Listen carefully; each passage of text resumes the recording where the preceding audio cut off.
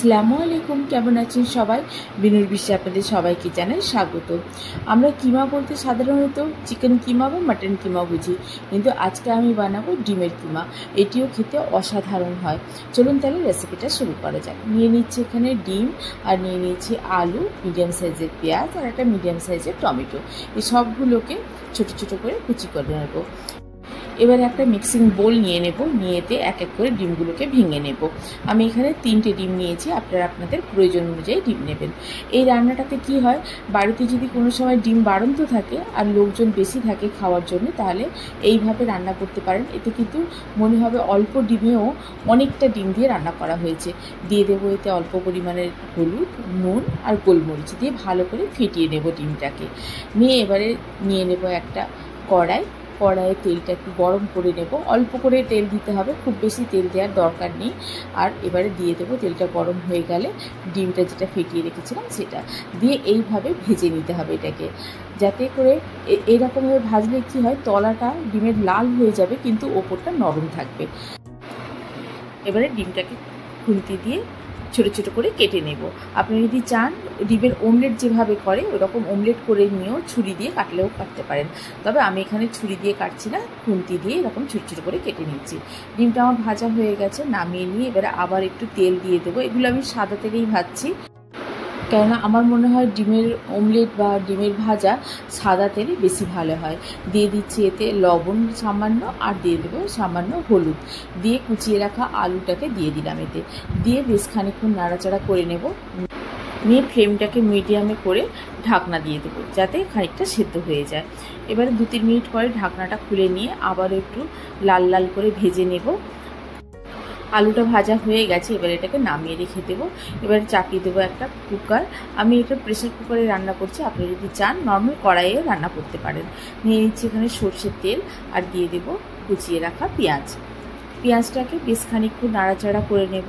নিয়ে অল্প ভাজা ভাজা মতো হয়ে এলে দিয়ে দেবো এতে লঙ্কার গুঁড়ো। এখানে আমি নর্মাল লঙ্কার গুঁড়ো দিচ্ছি, আপনারা যদি চান কাশ্মীরি রেড চিলি পাউডারও দিতে পারেন।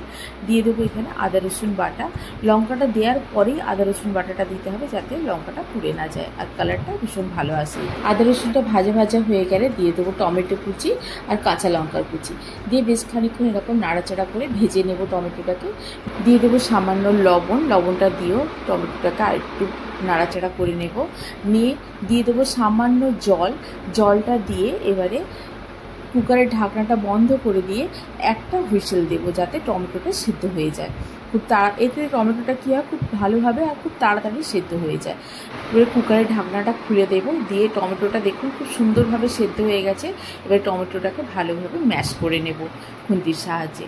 দিয়ে ভালো করে ম্যাশ করা হয়ে গেলে দিয়ে দেবো এতে হলুদ গুঁড়ো, জিরে গুঁড়ো, দিয়ে দেবো সামান্য ধনে গুঁড়ো। দিয়ে খুব ভালো করে মশলাটাকে কষিয়ে নেব। নিয়ে মশলাটাকে খুব ভালোভাবে কষানো হয়ে গেলে দিয়ে দেবো এতে ভেজে রাখা আলুগুলো দিয়ে মশলার মধ্যে খুব ভালো করে আলুগুলোকে কষিয়ে নিতে হবে। আলুগুলো ভালো করে কষানো হয়ে গেলে দিয়ে দেবো বেশ খানিকটা জল।